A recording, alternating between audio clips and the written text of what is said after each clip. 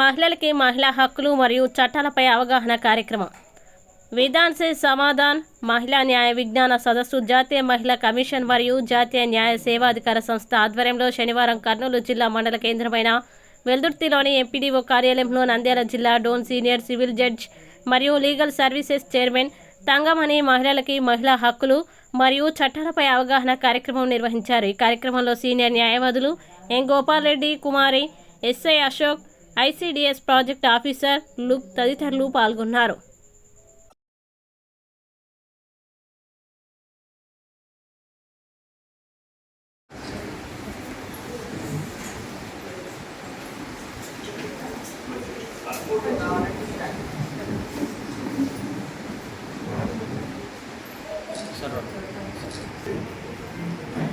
Judge గారిని పూర్వమాసాలకు స్వాగతం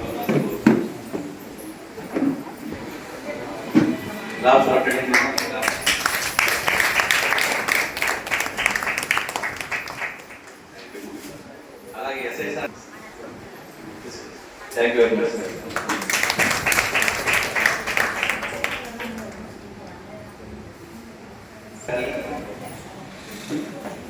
కుమార్ మేడం గారికి, గోపాల్ సార్ గారికి స్వాగతం.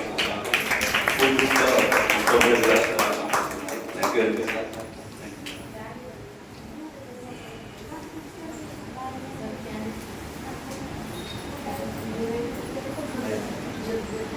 మొదటగా మనము జ్యోతి ప్రజ్వలన జడ్జి మేడం గారితో చేయించి ప్రారంభించుకుందాం.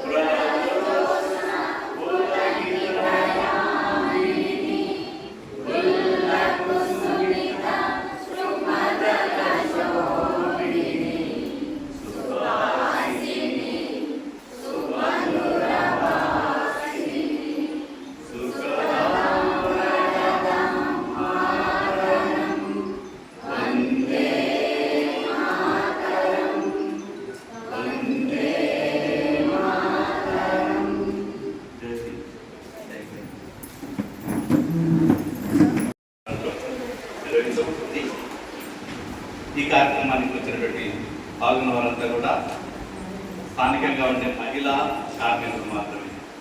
చిన్న చిన్న పనులు చేసుకునే వాళ్ళు, చిన్న చిన్న వృత్తులు చేసుకునే వాళ్ళు, ఇళ్ళల్లో పని చేసుకునే వాళ్ళు కూడా ఉన్నారు. వీరందరినీ మనం అరేంజ్ పెట్టాల్సి జరిగింది.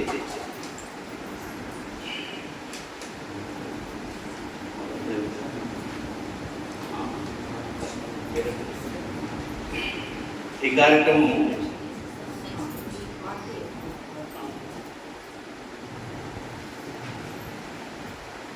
మన కార్యక్రమానికి చేసిన సీనియర్ సివిల్ జడ్జి మరియు చైర్పర్సన్ మండల లీగల్ సర్వీసెస్ కమిటీ జోన్ వారు ఆనరబుల్ జస్టిస్ ఎస్ తంగమణి గారు. మనము మామూలు మీకు సమాచారంలో తప్పబడితే గమనించండి. పత్రికా సోదరులు మనం తంగమణి మేడం గారు వారి యొక్క ముఖ్యమైన అమూల్యమైన సందేశాన్ని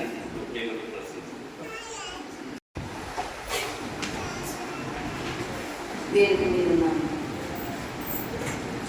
ఎస్ఏ గారికి, వెల్లుల్లి మరియు నాతో పాటు ఇక్కడికి వచ్చినటువంటి సీనియర్ అడ్వకేట్స్ కుమారి మేడంకి మరియు గోపాల్ రెడ్డి గారికి, ఇక్కడ ఎంఎస్ సుహాసనమ్మ మండల పరిషత్ అభివృద్ధి అధికారి వెల్లుల్లి మరియు ఇక్కడికి చేసినటువంటి మహిళా మనులకి, కార్మిక సోదరిమణులకి మరియు ప్రింట్ ఎలక్ట్రానిక్ మీడియా మరియు పోలీస్ సిబ్బందికి మరియు కోర్టు స్టాఫ్కి అందరికీ నా యొక్క శుభాభివందనాలు తెలియజేస్తున్నాను. ముఖ్యంగా ఈరోజు ప్రోగ్రాం అనేది చాలా పెద్ద ప్రోగ్రాం. దాదాపు ఖచ్చితంగా పార్టిసిపెంట్స్ 60 మంది ఉండాలి. మాకు వచ్చినటువంటి నామ్స్ ప్రకారం స్టేట్ లీగల్ సర్వీస్ కమిటీ ఆధ్వర్యంలో వాళ్ళ ఆదేశానుసారం జిల్లాలో ఉన్నటువంటి డిస్ట్రిక్ట్ లీగల్ సర్వీస్ కమిటీ ఆదేశాల మేరకు మన దగ్గర ఉన్నటువంటి టోన్లో మండల్ లీగల్ సర్వీస్ కమిటీ ఉంటుంది. దానికి నేను చైర్పర్సన్, నా పేరు తంగమణి. ఇలాంటి న్యాయ విజ్ఞాన సదస్సులు మేము ప్రతి గ్రామంలో చేస్తూ ఉంటాము. అంతేకాకుండా వెలుగురికి నేను అంతకుముందు కూడా హాస్టల్స్ విజిట్ భాగంగా ఇక్కడ ఉన్నటువంటి బాయ్స్ హాస్టల్స్ కానీ లేడీస్ హాస్టల్స్ కానీ అన్నింటినీ కూడా విజిట్ చేశాను. ఈ ఒక మండలమే కాకుండా మిగతా కృష్ణగిరి మండలము, రాచర్ల, వెల్దుర్తి, తర్వాత జలదుర్గము, డౌన్ టౌన్లో ఉండేటువంటి అన్నింటినీ కూడా విజిట్ చేయలేదు. ఎందుకంటే మా యొక్క పాత్ర ముఖ్యంగా ఏ విధంగా ఉంటుందంటే ప్రజల్లో చట్టాల పట్ల అవగాహన కలిగించడం ఉంటుంది. ఇప్పుడు మన రాజ్యాంగం కలిగించినటువంటి హక్కుల్లో అందరికీ ఈక్వల్ రైట్స్ ఉన్నాయి. అంటే సమాన హక్కులు, ఆడవారిని కానీ మగవారు కానీ విభేదం ఉండకూడదు. మగైనా ఆడైనా అంత సమానమే. ఈ సమానత్వం అనేది మనం ఇప్పుడు క్రమంగా చేరుకుంటూ వస్తున్నాము. అందులో భాగంగా ముఖ్యంగా మహిళలకు మాత్రం మేము ఎందుకు చెప్తున్నాము ఈ మీటింగ్ అంటే, ఇంట్లో ఒక మహిళకు మేము అవేర్నెస్ కల్పిస్తే ఇంట్లో ఉన్న వాళ్ళకందరికీ కూడా అవేర్నెస్ కల్పించినట్టు అవుతుంది. అంతేకాకుండా మీకు స్లోగం ఉంటుంది, ఇల్లాలి చదువు ఇంటికి వెలుగు అన్నట్టు. మీకు తెలిస్తే ఏదో కొత్త గొప్ప చట్టాలు మీరు తెలుసుకోగలిగితే మీ చుట్టూ ఉన్న వాళ్ళని కూడా, మీ పిల్లలను కూడా మీరు నేర్పడానికి ఈజీగా ఉంటుంది. ఇప్పుడు అన్నింటిలోనూ పురుషులే ప్రధానంగా ఉంటారు. మహిళా విద్య పురుషాధిక్య ప్రపంచం అనేది. కానీ ఆనాడు నుంచి మనం ఇప్పుడు క్రమంగా ముందుకు వెళ్తూ ఉన్నాము. అంతకుముందు స్త్రీ పురుషుల నిష్పత్తి అనేది సమానంగా ఉండేది. ఇప్పుడు రాను ఏమవుతా ఉంది, ఎంతమంది అయితే పురుషులు ఉన్నారో అంతమందికి తగిన స్త్రీల నిష్పత్తి అనేది తగ్గుతూ వస్తుంది. కారణం ఏమంటారు, గత కొన్ని సంవత్సరాలుగా అమ్మాయి కడుపులో ఉందని తెలియగానే అబార్షన్ చేయించేవాడు. ఎందుకంటే అమ్మాయి పుడితే ఆర్థికంగా భారం, ఆమెకు పెళ్లి చేయాలా, ఆమెకు తదనంతరం చేయాల్సిన కార్యక్రమాలు కూడా చాలా ఉంటుంది. అమ్మాయి పెళ్ళేంత వరకు గుండెల మీద ముడిగా ఉంటుంది. ఇది చాలా కష్టము, సమాజంలో బతకడం కష్టము. ఇప్పుడు ఉండేటువంటి సొసైటీలో మైనర్ పిల్లల మీద జరిగేటువంటి అఘాయిత్యాలు, రేపులు తలుచుకుంటా ఉంటే మాకు అబ్బాయిలు అయితే మీరు వంశాన్ని ఉద్ధరిస్తారు అని నాడు. కానీ ఇప్పుడు ఆ విధంగా చేయడం వల్ల మనకి ఏమైంది, పురుషులకు తగినంత స్త్రీల నిష్పత్తి తగ్గిపోయింది. మళ్ళీ ప్రభుత్వాలు ఏం చేశాయి, ఎవరైతే ఈ అబార్షన్ సిస్టమ్ ఉందో, ఎవరైతే హాస్పిటల్లో ఇల్లీగల్గా చేస్తున్నారో అవంతా బ్యాన్ చేయడం జరిగింది. ఇప్పుడు ఎక్కడైనా కూడా మీరు అబార్షన్ చేసుకుంటారు, లింగ నిర్ధారణ పరీక్షలు చేస్తున్నారంటే వెంటనే హాస్పిటల్ని సీజ్ చేస్తున్నారు. ఎందుకంటే మనకు అమ్మాయిలైనా ఒకటే, అబ్బాయిలైనా ఒకటే. ఎవరైనా మంచిగా చదివించాలా, మంచిగా పురోభివృద్ధి చేయించాలా. మనకి ఈ మధ్య జరిగినటువంటి ఎక్కువ శాతము మైనర్ అమ్మాయిలు. ఇప్పుడు స్త్రీ అలాంటి పిల్లల్ని పక్కన ఉన్నటువంటి బాబాయిలు, అంకుల్స్, స్కూల్ టీచర్స్ తెలియదు వాళ్ళకు. ల్యాబ్ స్కూల్లో ఉండే ల్యాబ్లు తీసుకోవడము, అశ్లీల చిత్రాలు చూపించడము, వాళ్ళకి తెలియకుండానే వాళ్ళని ప్రలోభపరచుకోవడము. ఏమంటే వాళ్ళు మైనర్స్. రేపులు చేయడమే కాకుండా వాళ్ళ సవాలు దొరకని విధంగా అదృశ్యం చేస్తున్నారు. వాళ్ళు ఏ అభివృద్ధులకు తెలియకుండా వాళ్ళు ఎలాంటి డ్రెస్సుల విధానం అనేది వీళ్ళని టెంప్ట్ చేసింది అనేది తెలియదు. కాబట్టి మీ ఇంట్లో ఉండే చిన్నపిల్లలకు మీరు చెప్పాల్సింది ఏమంటే, స్కూల్కి వెళ్తూ ఉంటారు, వస్తుంటారు. మీరేమో ఉదయం లేచి కూలి పనులకు వెళ్ళిపోతారు. వాళ్ళు ఎప్పుడో పోతారు, ఎప్పుడో వస్తారు, పక్కింటి వాళ్ళకి అప్పగిస్తారు. ఒక్కొక్కసారి పక్కింటి బాబాయిలే అక్కడే వాళ్ళ పాలిట కాలయుగా మారుతున్నారు ఈ రోజుల్లో. కాబట్టి వాళ్ళు మీరు నేర్పాల్సింది ఎవరు పిలిచినా వెళ్ళకూడదు. గుడ్ టచ్ అని చెప్పి బ్యాడ్ టచ్ అని చెప్పి చిన్నప్పటి నుంచి ఇప్పుడు ప్లే స్కూల్ నుంచి కూడా నేర్పిస్తున్నారు పిల్లలకి. అంతేకాకుండా చాక్లెట్స్ కొనిస్తామనో బిస్కెట్స్ కొనిస్తామనో తీసుకెళ్ళిపోతుంటారు. ఒకవేళ ఏదైనా జరగడానికి జరిగితే వెంటనే ఇమ్మీడియట్గా మీరు పోలీస్ స్టేషన్కి వెళ్ళాలి, పోలీసు వ్యవస్థను ఆశ్రయించాలి. ఏమంటే అక్కడ సేకరించాల్సిన ఎవిడెన్స్ అనేది వెంటనే వాళ్ళకు దొరుకుతారు. ముద్దాయిలు కానీ ఎక్కడో పారిపోయి దాక్కునే కంటే మనం అలా చేయము. ముందు ఇంట్లో పెద్దవాళ్ళతో డిస్కస్ చేస్తాం. ఇంట్లో పెద్ద మనుషులు ఎవరైతే వాళ్ళు పొద్దున కూలికి పోయింటారో ఎప్పుడో రాత్రి దాకా రాదు. తర్వాత పక్కింటి వాళ్ళతో, తర్వాత ఆ ఊరు పెద్ద మనుషులతో, తర్వాత అక్కడ ఉన్నటువంటి ఎమ్మెల్యేలు కానీ ఇంకా మంత్రులు అయితే ఎవరైతే ఉన్నారో వాళ్ళందరితో మాట్లాడుకొని రాజీ కుదరకపోతే మాత్రమే పోలీస్ స్టేషన్కి వెళ్తున్నారు. అప్పటి వరకు ఏమవుతుంది, ఈ అమ్మాయికి మెడికల్ ఎగ్జామినేషన్ జరిగి ఉండదు. నిజంగా రేపు జరిగిందా లేదా ప్రూవ్ చేయాలంటే ఖచ్చితంగా ఆమెకి దగ్గరలో ఉన్నటువంటి వైద్యాధికారి దగ్గర తీసుకెళ్ళి వెంటనే వైద్య పరీక్ష జరిపించాలి. ఒక్కొక్కసారి చిన్నపిల్లలకు బ్లీడింగ్ ఎక్కువ అవుతుంది. ఆ బ్లీడింగ్ కారణంగా వాళ్ళు మరణాలు కూడా దారితీయచ్చు. కాబట్టి మీ పిల్లల పట్ల, మహిళలుగా మీ పట్ల ఎలాంటి అఘాయిత్యం జరిగినా వెంటనే మీరు దగ్గర ఉన్నటువంటి పోలీస్ స్టేషన్కి మీరు వెంటనే రిపోర్ట్ చేయాలి. ఇప్పుడు వచ్చినటువంటి కొత్త చట్టాల ఆధారంగా మీరు సంఘటన ఎక్కడ జరిగినా మీ జ్యూరిస్డిక్షన్ కాకపోయినా వెంటనే పోలీస్ స్టేషన్కి వెళ్తే వాళ్ళు 0 FIR అనేది నమోదు చేస్తారు. ఆ 0 FIR తర్వాత నిదానంగా ఆ జ్యూరిస్డిక్షన్ ఎక్కడైతే ఉంటుందో అక్కడికి ట్రాన్స్ఫర్ చేయడం జరుగుతుంది. కాబట్టి ఈ పోలీస్ స్టేషన్ మా పరిధిలోకి రాదేమో, మేము వెళ్ళొచ్చో వెళ్ళకూడదు అవసరం లేదు. ఒక అన్యాయం జరిగినప్పుడు వెంటనే మీ స్పందన ఏ విధంగా ఉండాలి అనేది తెలియజెప్పడం దీని యొక్క ముఖ్య ఉద్దేశము. ఒకవేళ మీకు పోలీస్ స్టేషన్ పోవడానికి ఇబ్బందిగా ఉంది, మీ మీద రిపీటెడ్గా ఫోన్ కాల్స్ కానీ మెసేజెస్ కానీ ఇంకో రకమైనటువంటి డిమాండ్లతో మీ ముందర ఏదన్నా సైన్స్ చేయడము, మీరు పనులు వెళ్తూ ఉంటారు, పనుల్లో కూడా అక్కడ మగవారు కూడా పనిచేస్తుంటారు, వాళ్ళ దగ్గర నుంచి కానీ మీ హయ్యర్ అథారిటీ ఉంటారు, హయ్యర్ అఫీషియల్స్ ఉంటారు, అయ్యో ఆయన చెప్పిన ఫేవర్ నేను చేయకపోతే నాకు ఉద్యోగం ఊడిపోతుందేమో, చాలామంది అవుట్ సోర్సింగ్ పనిచేస్తుంటారు. అవన్నీ భయపడాల్సిన అవసరం లేదు. ఎక్కడైతే ఉద్యోగాలు చేస్తున్నారో అక్కడ కూడా ఉమెన్ కమిటీ అనేది ఉంటుంది. ఆ కమిటీకి ప్రతిపూర్వకంగా ఇవ్వచ్చు, లేకుంటే వాళ్ళకి ఇన్ఫర్మేషన్ ఇవ్వచ్చు, వాళ్ళ మీద చట్టపరంగా చర్యలు అనేది తీసుకుంటారు. ఇంకా ముఖ్యంగా ఈ మీటింగ్ కండక్ట్ చేయడం ఉద్దేశం ఏమంటే నేషనల్ కమిషన్ ఫర్ ఉమెన్.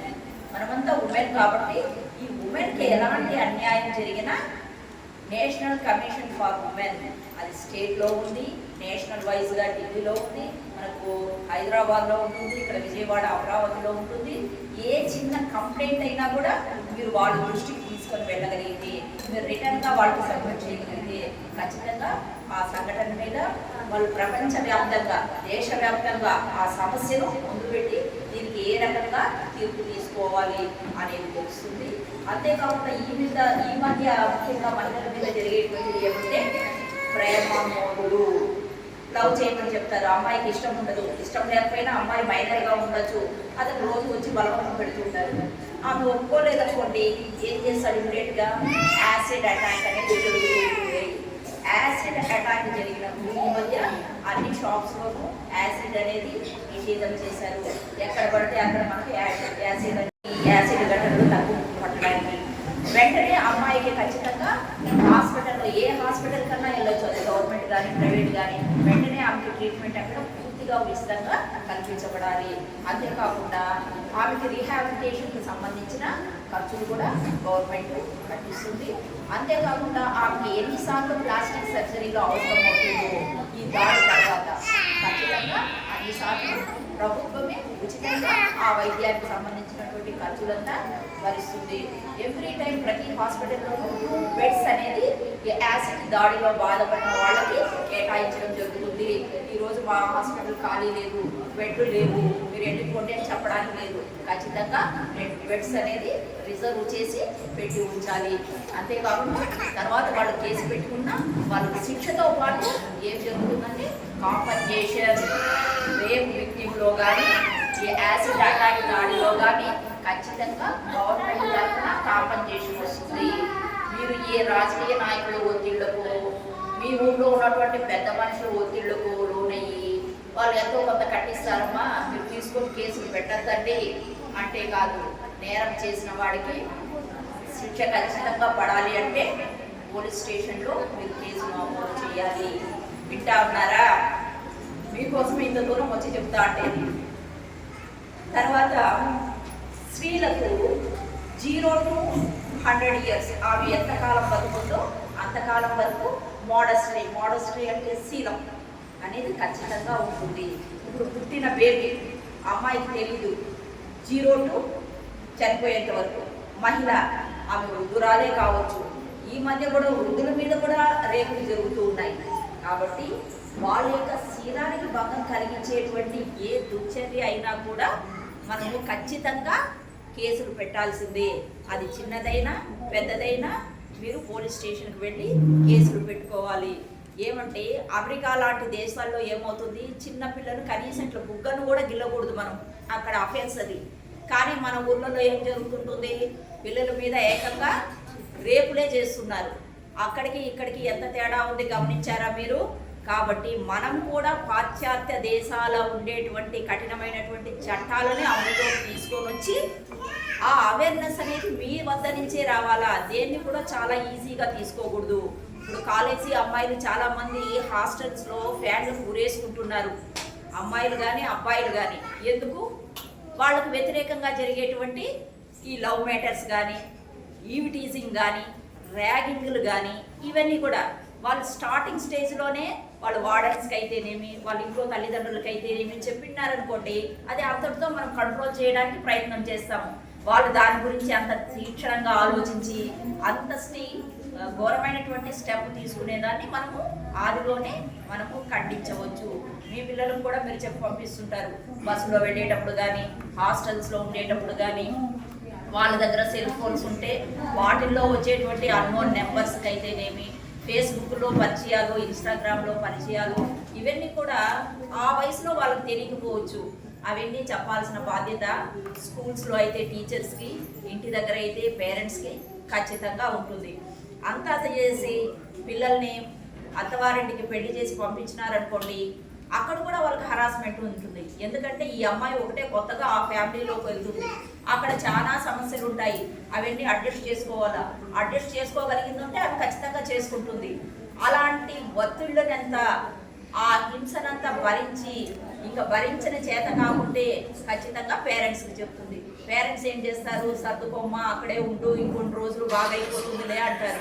కానీ అలాంటి ఒత్తిళ్ళకు కూడా క్రిమినల్ కేసులు ఫైల్ చేయవచ్చు. అడిషనల్ డౌరీ, అధికంగా కట్నం తెమ్మని పెళ్ళిళ్ళప్పుడు ఎట్లా ఇస్తారు తప్పదు. పెళ్లి తర్వాత కూడా అదనంగా డిమాండ్ చేయడం జరుగుతుంది. అత్తమామలు అయితేనేమి, భర్త కానీ, భర్త తరఫున బంధువులు కానీ, వీళ్ళకంతా 498A అనే కేసు పెట్టడం వల్ల వీటి నుంచి అరికట్టవచ్చు. ఇప్పుడు కట్నాలు ఎందుకు పెళ్లిళ్ళు అధికమవుతుంది?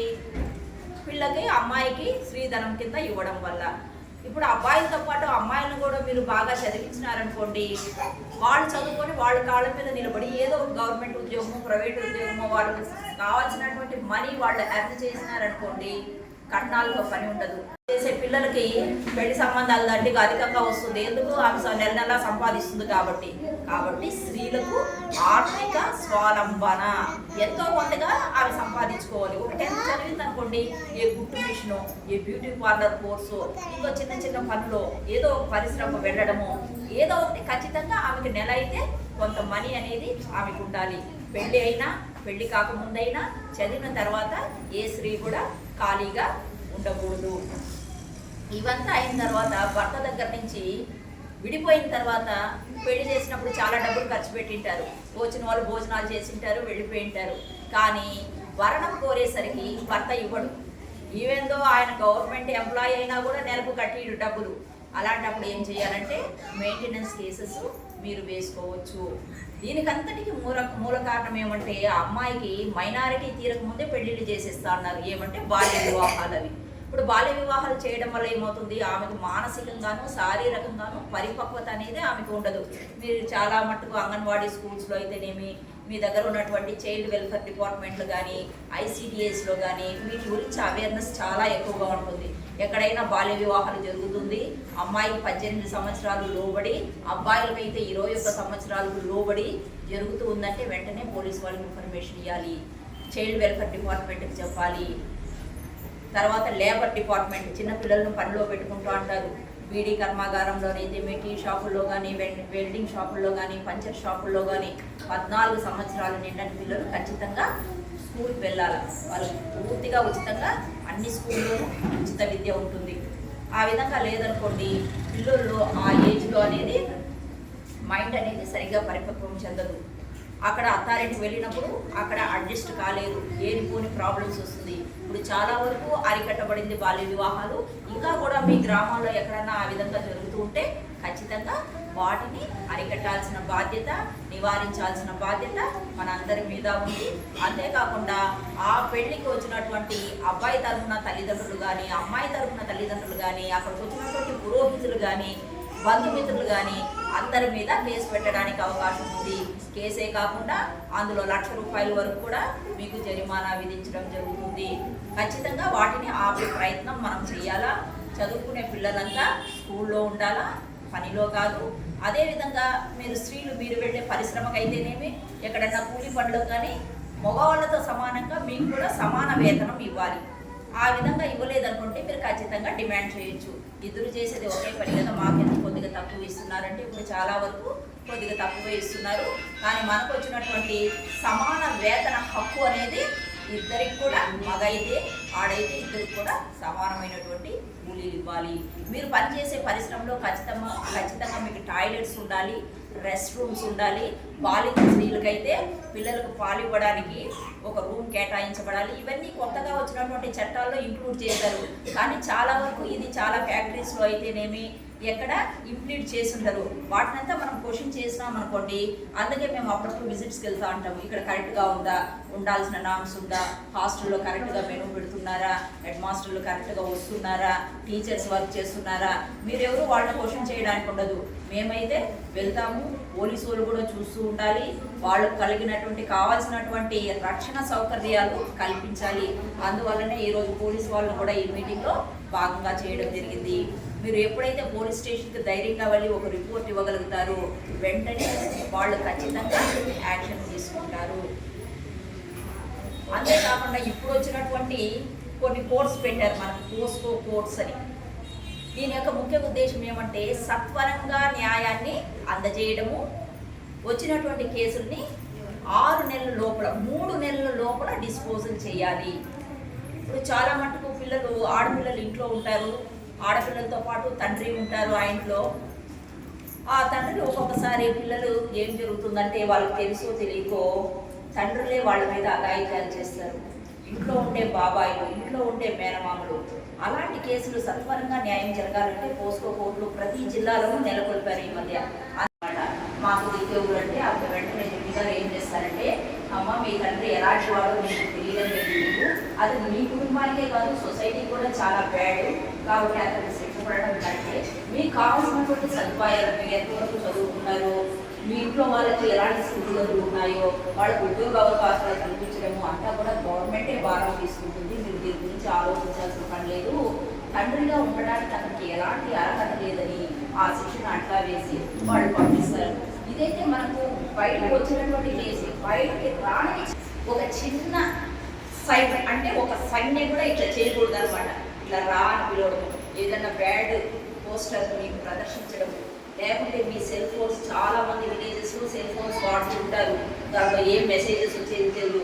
దాంట్లో రకరకాలైనటువంటి మెసేజ్లు పంపడం కానీ, రకరకాల అబ్యూసివ్ చిత్రాలు పంపడం కానీ, ఇవన్నీ మనం చూసుకుంటాము, కాముగా వదిలేస్తాము, నెంబర్ బ్లాక్ చేస్తాము.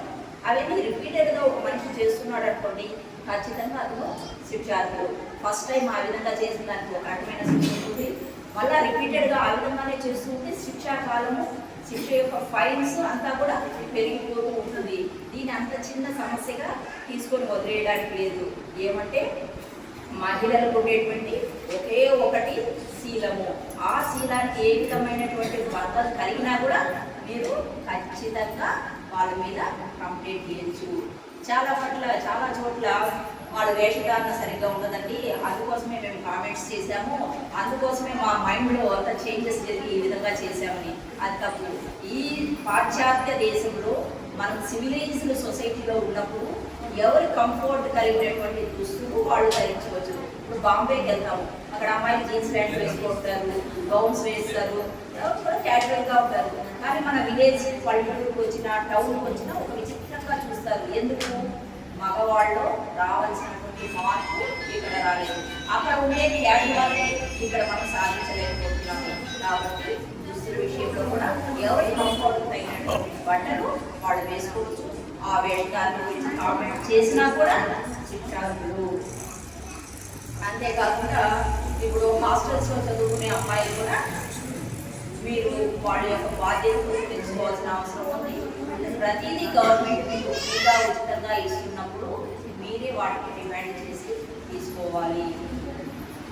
ఏదన్నా చిన్న మీ పక్క ఇంటి వాళ్ళకి ఏదైనా సమస్య జరిగినా కూడా మీరు వాళ్ళకు గైడెన్స్ ఇవ్వాలి.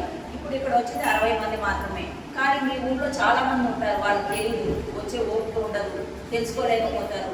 తెలుసుకోకపోవడం అనేది క్షమించరాని నేరం. ఇప్పుడు ట్రాఫిక్ పోలీసు పట్టుకుంటారు, మీ దగ్గర లైసెన్స్ లేదండి, మీరు బండి నడపకూడదని. సార్ నాకు లైసెన్స్ లేకుండా బండి నడపడం తెలియదంటే ఒప్పుకోరు. ప్రతి ఒక్క చట్టం పట్ల మీరు అవగాహన కలిగి ఉండాలి. నాకు తెలియదు సార్, నాకు అవగాహన లేదంటే వదిలేస్తారు పోలీసు వాళ్ళు, వదలరు. అట్లే మహిళలకి మీరు తెలుసుకోవాల్సిన విషయాలు కూడా మీరు ఖచ్చితంగా తెలుసుకొని ఉండాలి.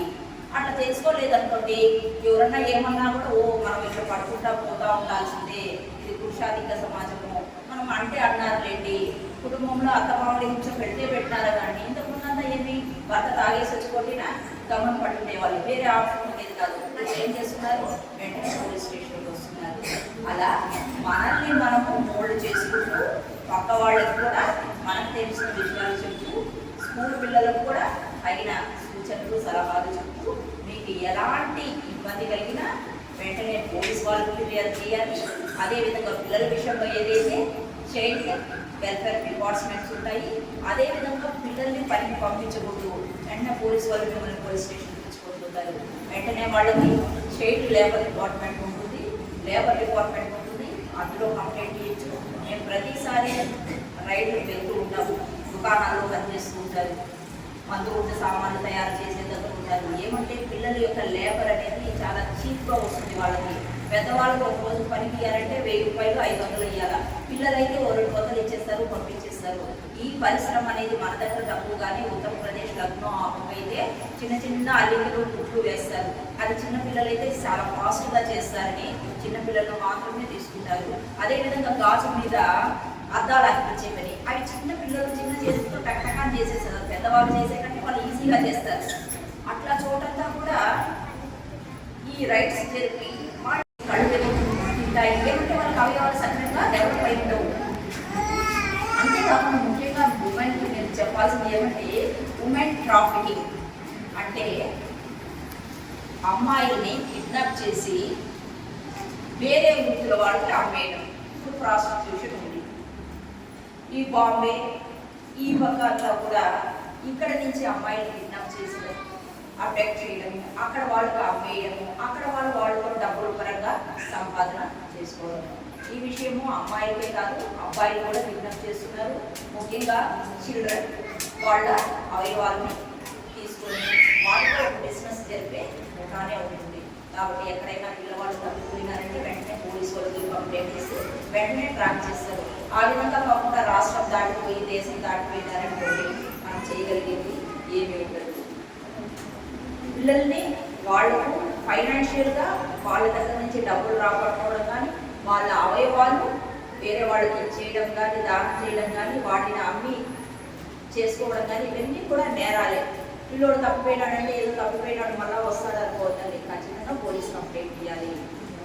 మన దేశంలో ఉన్నటువంటి న్యాయ వ్యవస్థలో దళితులకు మాత్రమే న్యాయం జరుగుతుంది, మన లాయర్ల దగ్గర పోతే ఫీజులు ఎక్కువ వసూలు చేస్తారు అనుకుంటారు. అలాంటిది ఏమీ లేదు. ధనికులకు పేదలకి అందరికీ కూడా సమానమైనటువంటి న్యాయాన్ని అందజేసే వ్యవస్థ ఉంది. అదే లోక్ అదాలత్ వ్యవస్థ. ఆ వ్యవస్థ వచ్చి లోక్లో మండల్ లీగల్ సర్వీస్ కమిటీ అనేది ఒకటి ఉంటుంది. మీరు సొంత ఖర్చులతో లాయర్ని పెట్టుకోలేకపోయినా కూడా అక్కడ వచ్చి ఒక తెల్లకాయల మీద అర్జీ ఇచ్చినారనుకోండి, ఖచ్చితంగా మీ సమస్యను పూర్తిగా ఉచితంగా విచారణ చేసి మీకు సత్వర న్యాయాన్ని అందజేస్తాము. అదేవిధంగా విలేజెస్లో క్షణికావేశాలతో పొలిటికల్గా కేసులు పెట్టుకుంటూ ఉంటారు. అవి చిన్న చిన్న పెట్టి కేసెస్. అలాంటి కేసులు కూడా పరిష్కారం చేసి ఎవ్రీ 2 నెలలకు ఒకసారి మెగా లోక్ అదాలత్ జరుగుతుంది. ఆ ఆ లోక్ అదాలత్లో మీరు రాజీ పడదగిన కేసులు ఏమన్నా ఉంటే అక్కడికి వచ్చి చెప్తున్నారనుకోండి, ఖచ్చితంగా ఆ కేసుల నుంచి మీకు విముక్తి జరుగుతుంది. ఇవన్నీ కూడా పూర్తి ఉచితంగా ఎవరికి కల్పిస్తామంటే మహిళలకి, పిల్లలకి, ఎస్సీ ఎస్టీ కమ్యూనిటీ వాళ్ళకి, మరియు వరద బాధితులకి, ఇంకో రకమైనటువంటి కలామిటీ జరిగి వాళ్ళ దగ్గర ఆర్థిక స్తోమత లేని పిల్లలకి, తర్వాత దివ్యాంగులకి, మెంటలీ రిటార్డెడ్ పర్సన్స్కి, వీళ్ళంతా కూడా గవర్నమెంట్లో, సొసైటీలో వీకర్ సెక్షన్ వీళ్ళకందరికీ పూర్తిగా ఉచితంగా న్యాయాన్ని అందజేస్తాము. కాబట్టి ఈ విషయాన్ని మీకు తెలియపరచడానికి ఇంత దూరం రాగలిగినాం మేము. మీరందరూ కూడా చాలా చక్కగా శ్రద్ధగా విన్నారు. ఏ సమస్య ఉన్నా కూడా దానికి ఒక పరిష్కారం అంటూ ఉంటుంది. ముఖ్యంగా స్త్రీల సమస్య ఏదైనా ఉన్నా కూడా వాటికి పరిష్కారం చూపే నెంబర్స్ కూడా మీకు ప్రొవైడ్ చేస్తారు. ఇప్పుడు ఖచ్చితంగా వాటిని ఫాలో అవ్వండి. మీరు కుటుంబ పెద్దగా మీ పిల్లలకి, మీ జనరేషన్కి, మీ తర్వాత జనరేషన్కి మీరు అందజేయగలిగేది ఏమంటే ధైర్యంగా ఉండాలి, ధైర్యంగా బతకాలి. ఇంతకుముందు అమ్మాయిలు, లేడీస్ ఇంట్లో నుంచి బయటకు రాదు, ఇంట్లో వంట చేసుకుంటూ వంట కలిసి పరిమితం అయ్యేవాడు. కానీ ఇప్పుడు పరిస్థితులు అట్లేదు. ప్రతి ఒక్కరు ఉదయం వేస్తానే బయటకు రావాలి, ఆటోలు పట్టుకోవాలి, బస్సెస్ క్యారీ చేయాలి, ఉద్యోగం చేయాలి, మళ్ళీ సాయంత్రం ఇంటికి వెళ్ళాలి, మళ్ళీ పిల్లల్ని స్కూల్కి పంపించాలి, వాళ్ళకి క్యారేజ్ కట్టాలి. ఇంతకుముందు స్కూల్స్ దగ్గర తండ్రులు మాత్రమే బైక్స్ పెట్టుకొని నిలబడుకుంటారు. ఇప్పుడు వాళ్ళు కనపడడం లేదు. అమ్మలు మాత్రమే బైక్స్ పెట్టుకొని పిల్లల్ని తీసుకొని స్కూల్స్కి, ట్యూషన్స్కి వదులుకుంటారు. ఆటోస్లో కూడా మినిమం మెంబర్ ఎంతమంది ప్రయాణం చేయాలో అంతమంది చేయాలా. పనులు పోయే వాళ్ళు, కూలీలు పోయి ఎక్కువ మంది డబ్బు అయిపోతూ అంటారు. ఒకసారి యాక్సిడెంట్ జరిగిందనుకోండి అందరికీ దెబ్బలు తగ్గుతాయి. కాబట్టి ఆ ఆటో డ్రైవర్కి లైసెన్స్ ఉందా లేదా, మీకేమన్నా దెబ్బలు తగిలితే ఏమన్నా డబ్బులు వస్తాయా లేదా, ఇవన్నీ చూసుకొని మిమ్మల్ని మీరు ఫస్ట్ చెక్కదిద్దుకొని మీ పిల్లల్ని కూడా మంచి మార్గంలో, సన్మార్గంలో పెట్టడానికి ప్రయత్నం చేయాలి అని చెప్పడమే ఈ వీడియో యొక్క ముఖ్య ఉద్దేశము. నాతో పాటు అడ్వకేట్స్ కూడా ఇద్దరు వచ్చారు. వాళ్ళకి మరిన్ని చట్టాల గురించి మీకు ప్రత్యేకంగా అవేర్నెస్ కలిగజేస్తారు. వాటినంతా కూడా మీరు చక్కగా విని శ్రద్ధగా తెలుసుకోవాలి, నేర్చుకోవాలని కోరుకుంటున్నాను. ముఖ్యంగా ఈ ప్రోగ్రామ్ ఇంత బాగా వెలుగుతులు మేము కండక్ట్ చేయడానికి కృషి చేసినటువంటి ప్రతి ఒక్కరికి కూడా నా యొక్క ప్రత్యేక ధన్యవాదాలు. ప్రింట్ మీడియా కూడా నా యొక్క ధన్యవాదాలు. న్యూస్ని మీరు కరెక్ట్గా ప్రొజెక్ట్ చేయాలి. ఎందువల్ల ఈ మీటింగ్ జరిగింది, ఎవరు పార్టిసిపేట్ అయ్యారు, ఏం నేర్చుకున్నారు అనేది. ఇప్పుడు న్యూస్ ఐటమ్స్ కూడా సరిగ్గా నేయడం, అన్నిటికీ కూడా చట్టాల పట్ల అవగాహన మీటింగ్ పెట్టారు మేడం. అది కాదు, నేను ఒక్కొక్కసారి ఒక్కొక్క పర్పస్ కింద వస్తూ ఉంటాను. ఆ పర్పస్ అనేది ప్రత్యేకంగా రాయాలి. ఆ పేపర్ కటింగ్ కూడా మేము హైకోర్టుకు పంపించుకోవాలి. సరేనా? ఓకే, అందరూ మంచిగా వింటున్నందుకు ఒకసారి ఇంకా లోతుగా శిక్షణతో సహా చెప్పడానికి అడ్వకేట్ గారు కూడా మేడం గారు వచ్చారు. ప్రస్తుతం మన మధ్య ఉన్న ఎస్ఐ సార్ ఇలాంటివి 15 రోజులకు ఒకసారి జరగడం వల్ల ప్రజల అవగాహన ఎక్కువ ఏర్పడి చట్టాల గురించి అవగాహన తెలుసుకొని ఇప్పుడు మీరు ఒక 60 మంది మాత్రమే ఈ రూమ్లో ఉండగలుగుతా ఉన్నారు. ఈ 60 మంది మీ గ్రామాలకు వెళ్ళి మీ ఫ్రెండ్స్కి అయితే, మీ ఇంటి పక్కన వాళ్ళకైతే, మీ బంధువులకు ప్రతి ఒక్కరికి మేడం గారు చెప్పిన ప్రతి సందేశము, ప్రతి పాయింట్ రీచ్ అయ్యే విధంగా మీ ద్వారా మీరు మీ విలేజ్కి రిప్రజెంటేటివ్గా ఉన్నారు కాబట్టి మీ ద్వారా ప్రతి ఒక్కరికి రీచ్ అవ్వాలి. మేడం గారి ఉద్దేశము, ఈ సదస్సు ముఖ్య ఉద్దేశం కూడా అదే, ప్రతి ఒక్కరికి రీచ్ అవ్వడమే కాకుండా ఆ చట్టాలతో అవగాహన ఏర్పరచుకొని కొద్దిగా ఎంపవర్ అయ్యి దానిపైన తెలుసుకొని ఏదైనా మీకు గ్రామాల్లో అన్యాయం జరిగిన సమస్యలు ఏమైనా వచ్చినా మేజర్గా ఈ గ్రామాల్లో మేజర్ సమస్యలు ఎక్కడి నుంచో దూరం, బయట నుంచో ఎక్కడి నుంచో రావు. మన ఇంట్లో ఉండే భక్తుల నుంచి, అన్నదమ్ముల నుంచి, పక్కింటి నుంచి, వాళ్ళ నుంచే సమస్యలు వస్తూ ఉంటాయి. మీరు అక్కడే భయపడి లేకపోతే ఎవరు చెప్పారని చెప్పి రాసి అయిపోయి మీ పక్క మిమ్మల్ని ఇబ్బంది పెడుతున్నా కూడా అట్లనే ఇది చేస్తున్నామని చెప్పేసి ఓర్చుకున్నామనే ఉద్దేశంతో కాకుండా చట్టం గురించి ఎక్కువ అవగాహన తెలుసుకున్నప్పుడు మీరే ఉమెన్ ఎంపవర్మెంట్ అంటారు. ఉమెన్ ఎంపవర్మెంట్ అంటే మహిళా సాధికారిత అంటారు. సాధికారత అంటే ఫస్ట్ మీరు ఎడ్యుకేట్ అవ్వాలి. సాధికారత మహిళలు సాధించాలంటే దాని దిశగా మనం ముందుకు అడిగేయాలి అంటే ఎడ్యుకేట్ అవ్వాలి, తెలుసుకోవాలి, చట్టాల గురించి తెలుసుకోవాలా, అవగాహన కల్పించుకోవాలా, ఇట్లాంటి కార్యక్రమాల్లో పాల్గొన్న వాళ్ళు మీ గ్రామాల్లో పోయి సమాచారం అంతా తెలియజేయాలా. దాని ద్వారా ప్రతి ఒక్కరికి చట్టం గురించి అవగాహన తెలుస్తుంది. అప్పుడు మిమ్మల్ని ఎవరైనా ఇబ్బంది పెడుతున్నా, మీకేదో అన్యాయం జరుగుతున్నా వెంటనే మీరు ఒకవేళ పోలీస్ స్టేషన్ రావడానికి ఇబ్బంది అయినప్పటికీ కూడా మా ఫోన్ నెంబర్లు గ్రామాల్లో ఉంటాయి. లేదా మీకు అంత పెద్ద నెంబర్ 10 నెంబర్లు కొట్టి గుర్తు పెట్టుకొని చేసేంత ఓపిక లేకపోయినా 100 అనే ఒక నెంబర్ ఉంటుంది. 100 100 ఉంటుంది, 112 ఉంటుంది. మీరు ఏ టైంలో మిడ్ నైట్ చేసినా, అర్థపగలు చేసినా, ఎప్పుడు చేసినా కూడా మాకు మీ సమాచారం, మీ సమస్య అనేది మాకు తెలియజేస్తారు వాళ్ళ ద్వారా. మేము వెంటనే స్పాట్కి వచ్చి మీ సమస్యను తెలుసుకొని దాని ద్వారా సమస్య పరిష్కారం అయ్యే విధంగా మా నుంచి పోలీస్ డిపార్ట్మెంట్ నుంచి ఖచ్చితంగా మా సపోర్ట్ ఉంటుందని చెప్పేసి లేడీస్ మహిళలందరికీ తెలియజేస్తాము. అదేవిధంగా మేడం గారు బాల్య వివాహాల గురించి చెప్పారు. నేను ముఖ్యంగా అవన్నీ మా చిన్న చిన్న గ్రామాల్లో బాల్య వివాహాలు జరుగుతూ ఉంటాయి. ఎందుకంటే తల్లిదండ్రులు కూడా ఏం ఆలోచిస్తారు, ఆడపిల్ల పుట్టిన తర్వాత పెళ్లి వయసు వచ్చేసరికి 15, 14 వచ్చేసరికి ఎక్కడ ఎవరు తప్పులు చేస్తారో, గ్రామాల్లో ఎవరు ఏం జరుగుతాయో, ఎక్కడ ఏం జరుగుతారో తెలియదు. వాళ్ళని ఒక భారంగా భావిస్తూ ఉంటారు. ఈ తలభారం దించేసుకొని పెళ్లి చేసేసి ఒక భారం దిగిపోతుందనే ఉద్దేశంతో పెళ్లి చేసేస్తారు. కానీ మన చట్టంలో బాల్య వివాహాలు జరగకూడదు అనేది ఒక చట్టం ఉంది. దానికి 18 సంవత్సరాలు, అమ్మాయిలకు 18 సంవత్సరాల లోపు, అబ్బాయికి 20 సంవత్సరాల లోపు ఉన్న వాళ్ళు చేసుకోకూడదు, దానివల్ల అది నేరం అని చెప్పేసి పొందుపరిచాను. మనము 18 లోపు పెళ్లిళ్ళు చేయడం వల్ల వాళ్ళు మానసికంగా, శారీరకంగా అంత ఎదుగుదల ఉండదు.